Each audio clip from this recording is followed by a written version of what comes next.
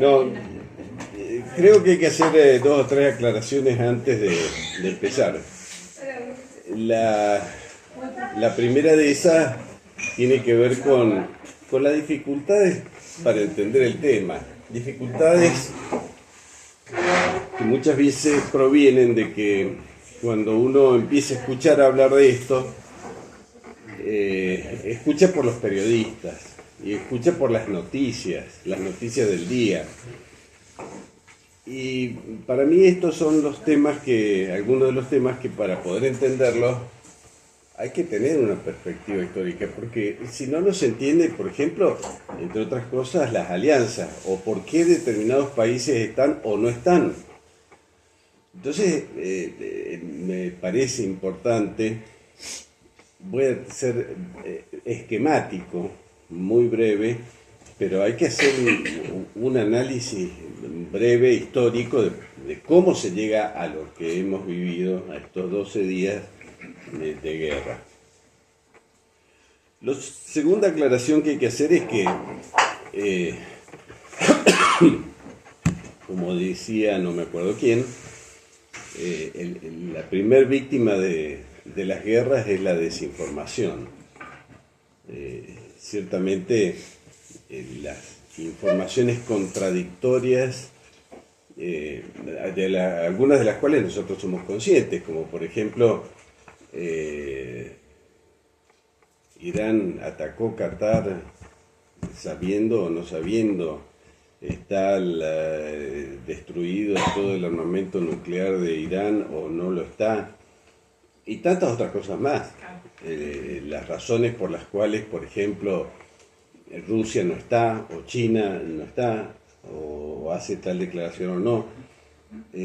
Realmente hay mucha desinformación, y cuando uno alcanza a atisbar algo, tiene que ver muy bien de dónde viene la información, ¿triunfó realmente Israel o no? ¿Logró sus objetivos los Estados Unidos o no? Claro, depende de la cadena que uno siga, ¿no? Y yo lo que me he encontrado es con eso, ¿no? Que habiendo escuchado 20 analistas, y hay opiniones absolutamente contradictorias, depende de por dónde vienen las noticias. Lo cierto es que en general a los analistas van al grano, al hueso, y dan por sentado conocimiento de muchas cosas que, bueno, la idea mía es recordar algunas de ellas. Las vimos el año pasado. Sí, el año pasado. El año pasado, cuando hicimos el curso, las repetiremos porque creo que hace falta recordarlas y porque hay algunos que no estuvieron.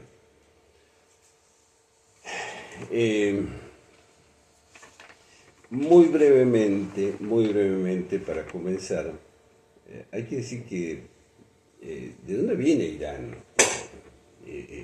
Primero que hay que tener en cuenta es que el actual Irán viene de la antigua Persia.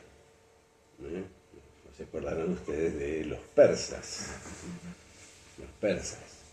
Y ciertamente Persia de la antigüedad no es el Irán de hoy en los límites, porque Persia, digamos, como tal, podemos hablar de una Persia del siglo VI a.C., cuando Ciro funda el Estado persa, que va a ser la primer superpotencia de la historia.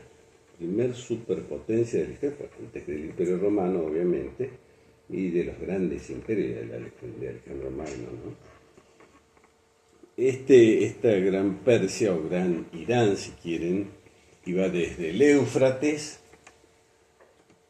hasta el Indo, es decir, desde Irak, si ven ahí el Golfo Pérsico, el límite hasta la India. Es decir, que abarcaba muchos países, todos los stan, es decir, bueno, aparte de Irán, Azerbaiyán, Afganistán, Turkmenistán, Tayikistán, Uzbekistán, y aparte el este de Turquía y el este de Irak. Eso es de Irak para arriba en el mapa. No, hacia el este. Para el este. Irak hacia la derecha. Este acá está Irak, este es Irak, ¿no es cierto? Y este es Irán hacia el norte y hacia el este, hasta la India. Hacia el norte abarcaba Rusia. Bueno, una Lo que es hoy, partecita, ¿no? claro. Porque Más bien lo que para nosotros ha sido la Unión Soviética. Claro. Claro. Bueno,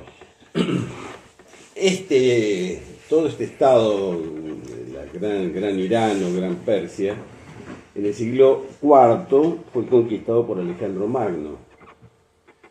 Y ya dando pasos de gigante, en el siglo VII después de Cristo, va a llegar el Islam.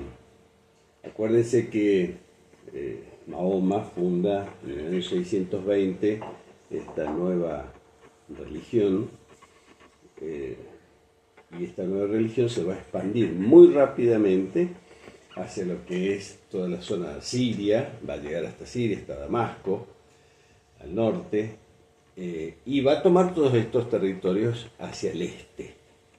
Es decir, que ya contamos con el Islam en el siglo VII después de Cristo en Persia.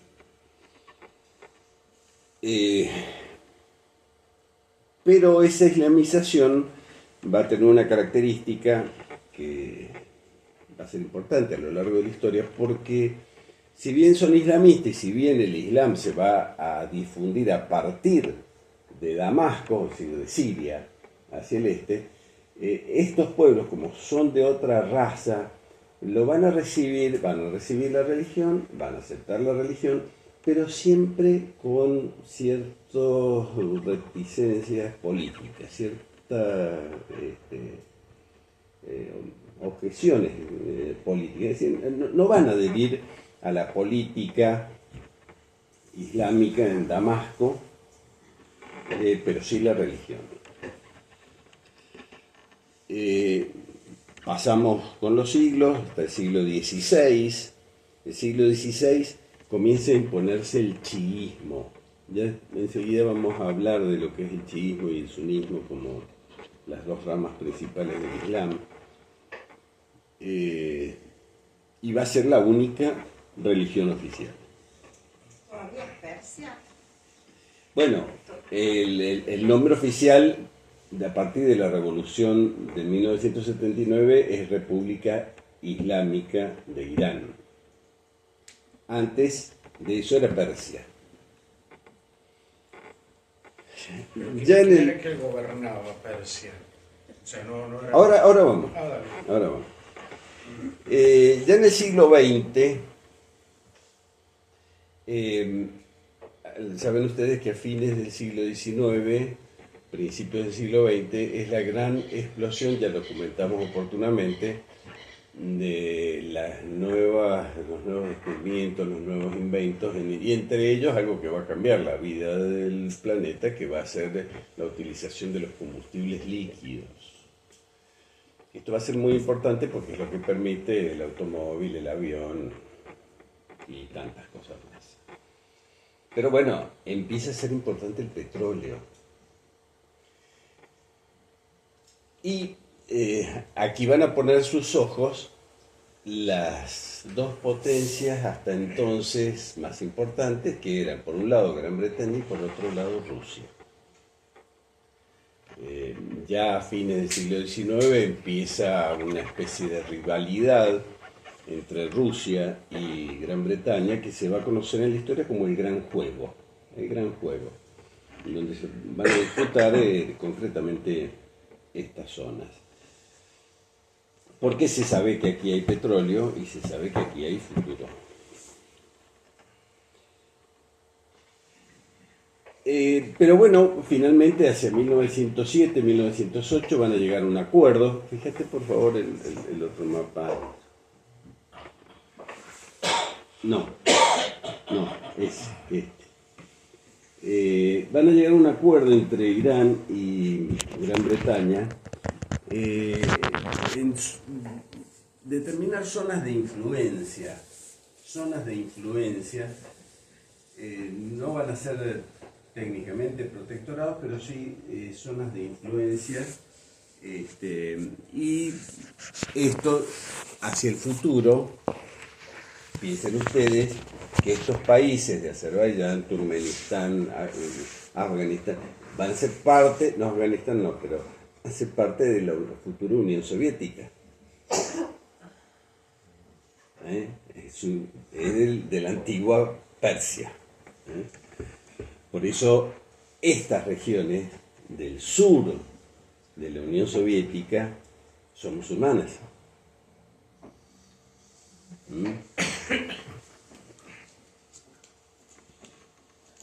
Hacia el año, la Primera Guerra Mundial, Irán o Persia fue neutral, pero al finalizar la guerra, si ustedes recuerdan, nosotros dijimos que en los tratados de paz de Versalles, conocidos como el Tratado de Paz de Versalles, que fueron muchos tratados, se formaron protectorados, y ahí teníamos, por ejemplo, a Palestina, a Irak como protectorado británico, a Siria y Líbano como protectorado franceses, y Jordania también británico, y la influencia británica sobre, por ejemplo, Arabia. También se quiere, sobre todo los británicos, quieren incluir Persia como un protectorado, pero no lo logran. Pero lo que sí hacen, en el año 1925 van a hacer una revolución, no importan los detalles, pero sí lo que importa es que hay un cambio de dinastía.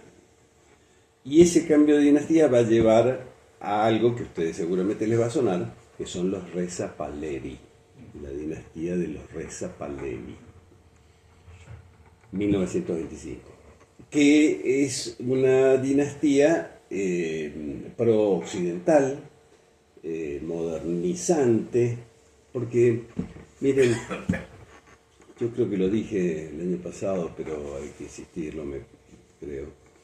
En estos pueblos islámicos, en la mayoría de los pueblos musulmanes, en Rusia, en China, hasta en Japón,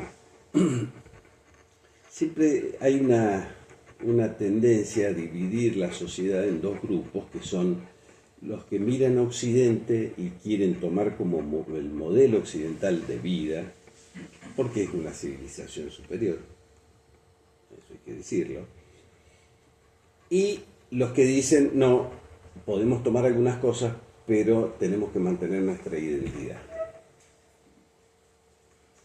En este caso, 1925, revolución que lleva a los Reza Pahlavi, estos son pro-occidentales, es decir, hay que buscar el modelo occidental.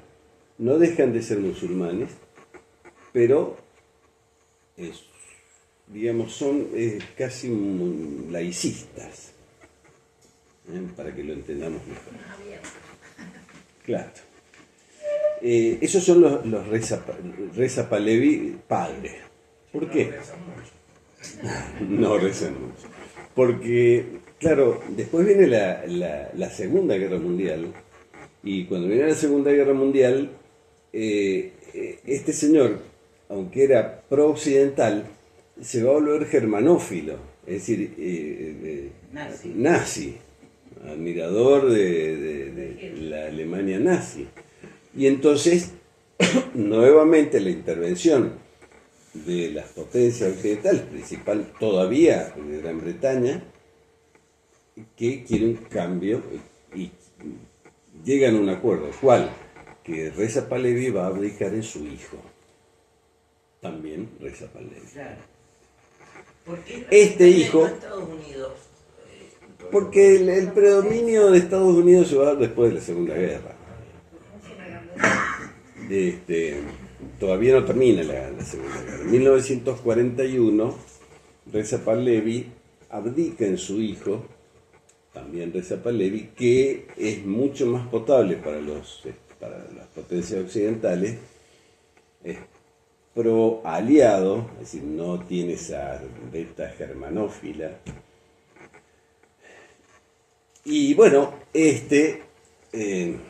con sus idas, vueltas, con sus primeros ministros, el más importante va a ser Mossadegh, en el año 1953, que se va a hacer famoso porque Mossadegh, como primer ministro de los emperadores, porque los Reza Pahlavi se hacen nombrar Shah es emperador, la misma etimología de zar, de Kaiser, de César, en realidad vienen de César, ¿no? Todo esto es emperador. Y tiene un primer ministro, que es Mossadegh, que quiere nacionalizar el petróleo.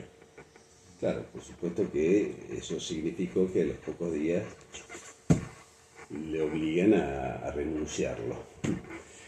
Y en 1953, bueno, renuncia, es expulsado, y así Reza Pahlavi convierte a Irán en el aliado más importante de Estados Unidos en todo el Oriente Medio. O sea, ¿qué tenemos? Tenemos a Persia, un lugar clave, el mapa. Podemos poner el otro, el primero.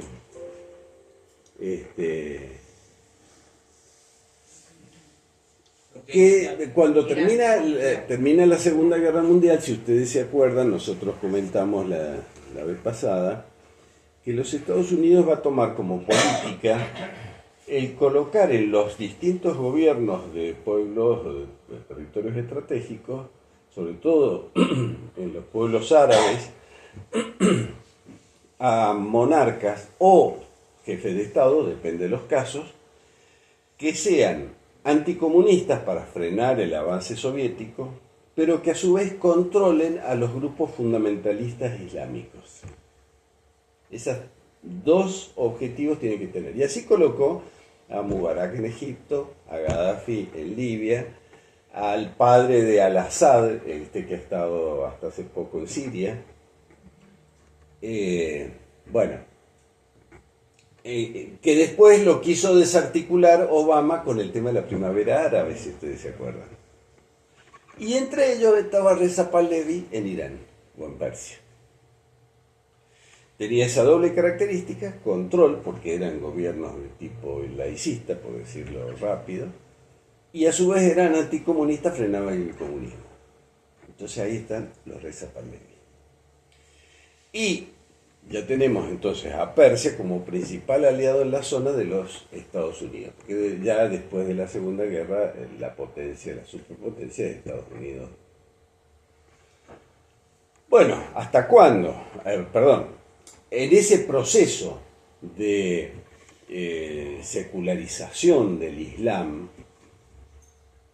estaba como principal enemigo el Ayatollah Khomeini. Y este es el momento en que tenemos que empezar a hablar o a vislumbrar, haciendo un paréntesis en el desarrollo histórico, de los dos principales grupos del islamismo, es decir, el chiismo y el sunismo. Dos o tres cositas para que tengan presente. Ahí hay un cuadro. Perdón, Reza Pahlavi también es islamista. Claro, pero chiita. Más. No. Sí, Reza Pahlavi sí. Pero Khomeini también es musulmán. Pero más. Claro, él es muy musulmán. Primer cosa que hay que tener presente. Tanto los chiitas como los sunitas tienen sus grupos más fundamentalistas, terroristas. Los dos. Los dos. Bien. Y tiene sus grupos más pro-occidentales, más laicizados, los dos. Después, otra cosa que hay que tener presente. Si bien estas son las dos grandes ramas, hay muchos otros grupos islámicos con otros nombres y otras características. Pero, por lo menos, hay que tener presente estas dos grandes ramas. ¿Y cuál es Ahora vemos, ¿cuál es la diferencia? el origen, digamos? Bueno, en el 620 Mahoma crea el Islam, ¿no es cierto? Los sucesores de Mahoma son los califas. ¿Cuándo se produce la división? Cuando llega el cuarto califa. Cuando llega el cuarto califa, ¿por qué? Porque no hay descendiente directo, familiar. Entonces, para un grupo, los chiitas, dice que a lo largo de la historia ha habido otros califas hasta llegar al 12º. Por eso quizás algunos, si ha leído algunas noticias, el actual ayatolá, Ali Khamenei, es duodecimalista, algo así le llaman. Es decir, que sostiene que el 12º seguidor de Mahoma, califa, descendiente, va a resucitar, para decirlo de algún modo, y va a restaurar el Islam original. Los chiitas sostienen que el califato es hereditario. Por eso ellos hacen hincapié en que están esperando el 12º califa que resucite. En cambio, para los sunitas, el califa, la autoridad, primero que no son tan teocráticos, son más descentralizados, dependen más de los intérpretes o los imanes. En cambio, para los chiitas es mucho más centralizado. El intérprete es el ayatolá. Y la restauración se debe dar sobre el califa hereditario. ¿Qué diferencia entre ayatolá y califa? El ayatolá es el intérprete del Corán. El califa es el jefe político, Ayatolá es más que sacerdote. mientras no aparezca, en el ayatolá se da el poder político y el religioso, por eso hay teocracia. Otra diferencia es que los sunitas sostienen una interpretación, que la interpretación del Corán se da a través de la suna, por eso de ahí viene sunita. Esa cosa que rechazan los chiitas, que dicen, no, el intérprete es la persona del ayatolá. En cambio, los sunitas dicen, no, está ahí en la ley sunita, en la suna.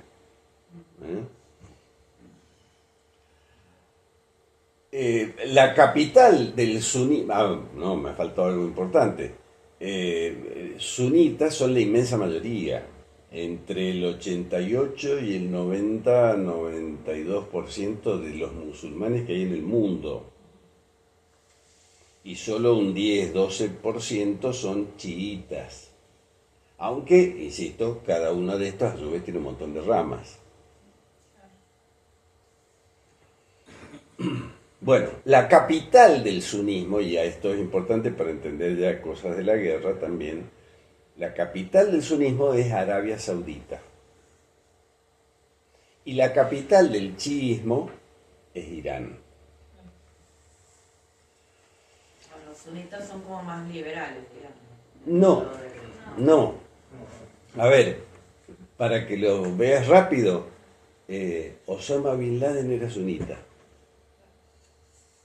O sea, no hay que hacer la identificación de Sí, terrorista o con los fundamentalista sí. con los sunitas o con los chiitas. No, porque hay de los dos. De todo. Por eso las luchas entre chiitas y sunitas son en realidad más bien de poder. Claro. De poder. Por ejemplo, sí. Pregunta, con Estados Unidos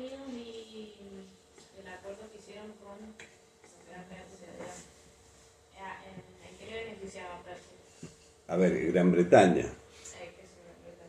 No, Gran Bretaña con Rusia, lo que mostré en el mapa.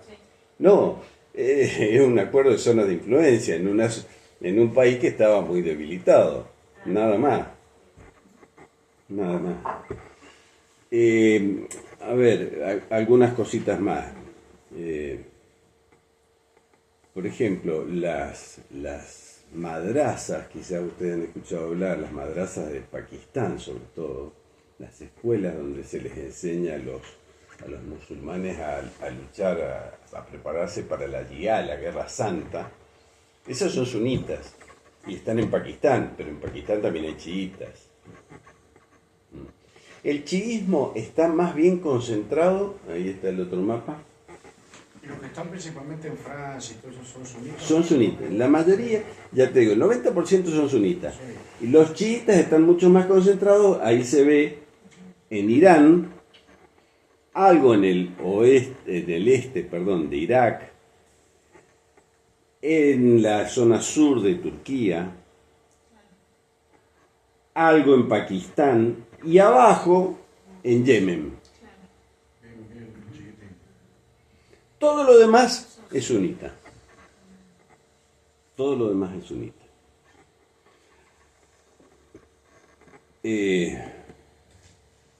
Bueno, los sunitas en general son más poderosos económicamente. Saben ustedes que la financiación del Islam en el mundo, las mezquitas, etcétera, etcétera, para la expansión del Islam, generalmente son sunitas. En Asia, en la ex Unión Soviética, en África, etcétera. Acá en Mendoza hay mezquitas. Sí, hay una, a ver, en la Alameda, por allá Sí, está. la Alameda hay una. Claro. ¿Pero es mezquita o un centro islámico? Es mezquita eso. Un centro Creería islámico. que sí. A los bailes del Sí. centro islámico. Sí. Pero tenía 16, 17 años. Bueno, volviendo al desarrollo histórico, ¿no es cierto? Habíamos llegado a la Segunda Guerra Mundial, al cambio de dinastía con el nuevo Reza Pahlavi hijo. Ahora se está hablando del Reza Pahlavi nieto. No sé si han escuchado que uno de los planes sería el cambio de dinastía, el cambio de régimen, volver a la dinastía de los Reza Pahlavi con un descendiente de los antiguos, de estos dos que estamos hablando. Pero bueno, enseguida lo vemos. Este Reza Pahlavi hijo, que tuvo a Mossadegh, que ya lo hablamos, el 1 de abril de 1979, que algunos de ustedes y yo recordamos, porque lo vivimos por televisión, otros ni en sueño, hizo una revolución muy importante, por la cual el Shah Reza Pahlavi tuvo que huir de Irán. Pero no solo eso, sino que los revolucionarios cambiaron, es una revolución en nombre del Islam tradicional para reponer a los ayatolá, por eso la figura es Khomeini. Y Reza Pahlavi tuvo que huir y estos revolucionarios tomaron la embajada de los Estados Unidos en Teherán. ¿Por qué? Porque los Estados Unidos le ofrecen asilo a Reza Pahlavi y ellos querían que Reza Pahlavi volviera a Teherán para ser juzgado y ajusticiado. Entonces la embajada de los Estados Unidos estuvo tomada con ese objetivo, es decir, que hasta que no me devuelvan al Shah, yo no pongo en libertad a los que estaban ahí en la embajada, embajadores, cónsules, agregados militares, etcétera, etcétera. Y bueno, en ese momento estaba el presidente Carter en los Estados Unidos, hizo un intento de un grupo comando para que recuperara la embajada. que fue fallido, fue un escándalo, porque fue un escándalo internacional, porque era una injerencia de los Estados Unidos en un país. Pero ¿esto qué hizo? Hizo que aumentara el odio hacia los Estados Unidos. Finalmente hubo un cambio de gobierno, asume Reagan, y Reagan logra destrabar la situación y recuperar, liberar a los rehenes que Y estaban Reza allí. Pahlavi. Reza Pahlavi se queda en Estados Unidos. Ah, se fue a Estados Unidos. Sí, se queda en los Estados Unidos. En Irán, que Bueno. Khomeini. Ahora, esa revolución ¿Y en Irán? Sí, dentro del mismo grupo chiita. sí. Dentro de ellos mismos fue- Irán es chiita. Lo que pasa es que los Reza Pahlavi, mucho más laicizados, más prooccidentales, etcétera. Khomeini, muy tradicional, muy de la vestimenta, de las llaves, del velo, de todo el... Ya ni me acuerdo. Con la barba blanca. Todo. Bueno, ¿qué sucede? Nosotros habíamos dicho que Irán era el principal aliado en la zona de los Estados Unidos. ¿Sí? Marcelo, ¿y esa revolución quién la apoya básicamente? ¿O es una revolución interna? Interno. O sea, no hay apoyo externo, nada. Sí, los grupos chiitas, pero no, es una revolución No hay allí. apoyo de la Unión Soviética. No.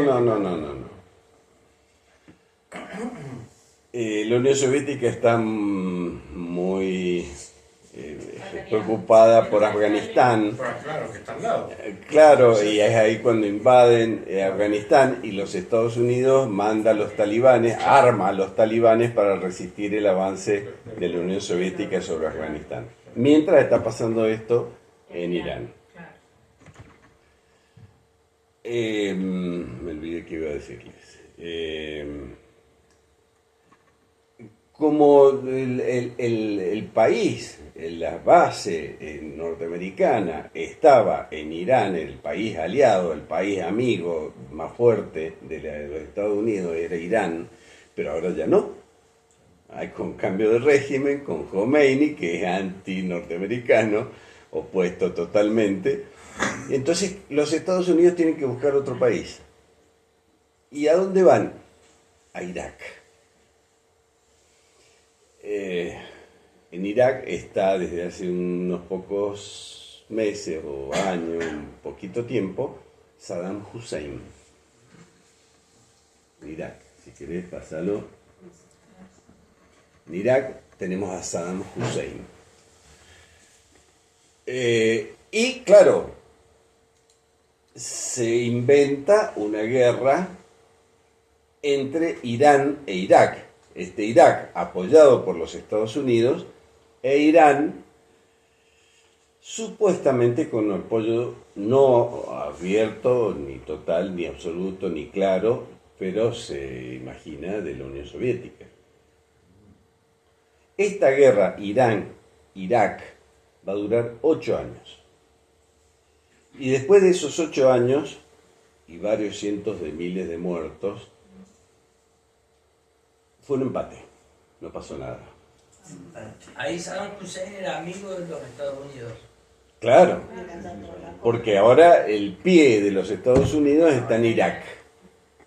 Y ahí está Saddam Hussein, que había sido puesto porque cumplía ese doble objetivo de controlar a los grupos más fundamentalistas y a su vez era anticomunista. Bueno, ¿Y era sunita? Saddam Hussein. Saddam Hussein era totalmente laicista y religioso casi. Se va a poner muy religioso cuando tenga que levantar a las masas, cuando ya el conflicto se extienda en contra de los Estados Unidos. Ahí de golpe se convierte y le sale la beta religiosa. Sí. Esto es década del 80, ¿no? Claro, la guerra fue del 80 al 88. La revolución fue en el 79. La guerra es del 80 al 88. En todo este periodo de la guerra, los Estados Unidos armaban a Irak. Le dieron armamento, soldados, etcétera, etcétera, para ayudarle en la guerra contra Irán. O sea, Irán pasó de ser el principal amigo al principal enemigo. El problema fue cuando terminó la guerra. ¿Por qué? Porque Irak estaba desgastado, los soldados volvían de la guerra y no tenían trabajo, problemas económicos, problemas de todo tipo. Entonces va a inventar una nueva guerra. ¿Cuál? La invasión a Kuwait en el año 1990. Invade Kuwait, con la excusa de que Kuwait había ayudado a Irán en la guerra de los 8 años, del 80 al 88. Ahí fue cuando Saddam Hussein, de ser amigo de los Estados Unidos, deja de ser amigo, pero, curiosamente, y vaya a saber por qué, no me lo pregunten, no lo sé, los Estados Unidos no exige la renuncia de Saddam Hussein, y Saddam Hussein sigue siendo presidente de Irak. Pero los Estados Unidos ya no puede confiar en Saddam Hussein. Y entonces busca otro país en donde hacer pie. ¿Cuál? Arabia Saudita. Hasta hoy. Todo por el petróleo. Bueno, es el petróleo, sí, y muy importante, pero más todavía es el dominio de la región. Es desde donde yo puedo poner mis ejércitos, las bases militares para poder controlar toda la zona. Por supuesto que el petróleo sí, enorme, por un tema, pero eso se deriva de que del control en el lugar y de tener donde hacer pie.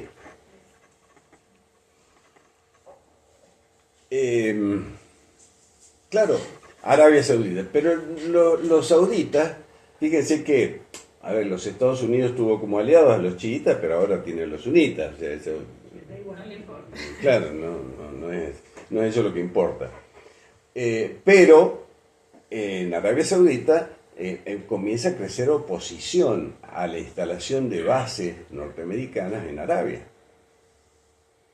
Y de ahí surgen una serie de grupos terroristas que están ahora en contra del gobierno saudita porque les ha permitido a los Estados Unidos establecer bases. Y la coordinación de esos grupos anti-norteamericanos se van a unificar en la red. ¿Cuál red? Al Qaeda. De ahí surge Osama Bin Laden, que va a provocar, bueno, ya saben ustedes, los ataques a las Torres Gemelas en el 2001, etc. Bueno, en el año 1989, volvemos a Irán, 1989, un año después de que terminó la guerra de los 8 años con Irán-Irak, muere Khomeini. Y es sucedido por Ali Khamenei, que es el ayatolá actual, hasta hoy. Otro hecho importante, punto importante a tener en cuenta, es que en el año 2002, el presidente Bush, hijo de los Estados Unidos, decide que hay 3 países que son el eje del mal. Se acordarán los mayorcitos. ¿Cuáles son? Corea del Norte, Irán e Irak. Por lo cual ya la enemistad es total, el eje del mal.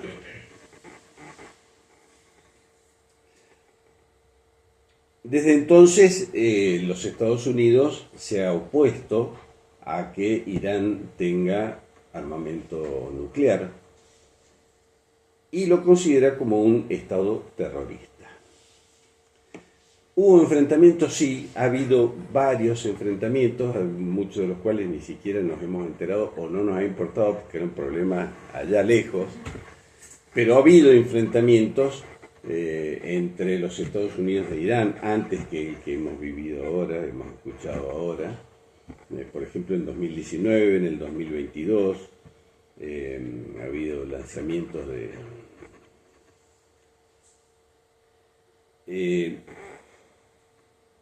bueno, y así llegamos hasta hoy.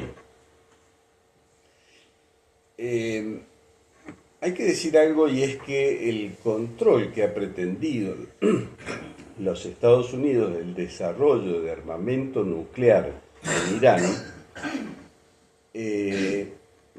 lo ha pretendido de una forma, si se quiere, ilegal. Hay un organismo que fue creado cuando se creó la ONU en el año 1947, después de la Segunda Guerra Mundial. Se crea un organismo que está adherido a la ONU, aunque no depende totalmente, que es la OIEA. O en las siglas en castellano es AIEO. Este organismo es en el cual todas las naciones que son parte de la ONU confían en su control para el desarrollo nuclear de los países miembros de la ONU. Es decir, todos los países miembros de la ONU tienen que recibir y aceptar ese control del desarrollo nuclear. Probablemente ustedes hayan escuchado, se han estado escuchando noticias, que Irán ha abandonado sus compromisos con la OIEA. ¿Es miembro de la ONU, Irán? Sí. Y no quiere el control sobre el desarrollo nuclear porque sostiene que es absolutamente falso. De todas maneras, fíjense que desde hace 20 años la OIEA ha estado monitoreando el desarrollo nuclear prácticamente desde el eje del mal. Ha estado monitoreando el desarrollo nuclear de Irán y nunca ha hecho hasta ahora advertencias de que hubiera un desarrollo armamentístico nuclear, salvo una leve advertencia hace unos meses, que lo leo porque esto es textual. La OIEA acusa a Irán de no cumplir con sus obligaciones nucleares, en concreto, de no haber aclarado el origen de unos restos antiguos de material atómico hallados por los inspectores en lugares no declarados por el país. Es decir, a ver, me hace acordar a la ANMAT, que saca permanentemente, está prohibido tal alimento. ¿Por qué? Porque en el rótulo que le ponen al aceite no especifican de que tiene, qué sé yo, no cumple con los requisitos, entonces prohíben la venta. Bueno, esto sería más algo así. Una acusación totalmente, no es la acusación de que tiene un desarrollo que está a punto de conseguir un armamento nuclear. Esto en 20 años, la única acusación en 20 años y con estas palabras. ¿Por qué en 20 años? Porque esto nació hace 20 años. No, nace después de la Segunda Guerra Mundial, pero los controles sobre el desarrollo nuclear empiezan hace 20 años. Hasta ahora no han nombrado nunca a Israel. No, ahora. Ahora, Marcelo, Poné la Estados música, Unidos está tiene esperando. armamento nuclear. ¿Cómo? Estados Unidos tiene armamento nuclear. Sí, obvio. Pero el país que tiene mayor cantidad de ojivas nucleares es Rusia. Tiene más que Estados Todas las Unidos. pruebas Porque nucleares, unos le permiten y otros no. Bueno, Porque son esperate. Porque son los dueños del mundo. Porque pueden, ¿eh? Está predestinado por Si Dios vamos- hacia los destinos de la humanidad. Bueno, cortemos. una consulta nada más, las pruebas nucleares, que creo que fue la última del año 60.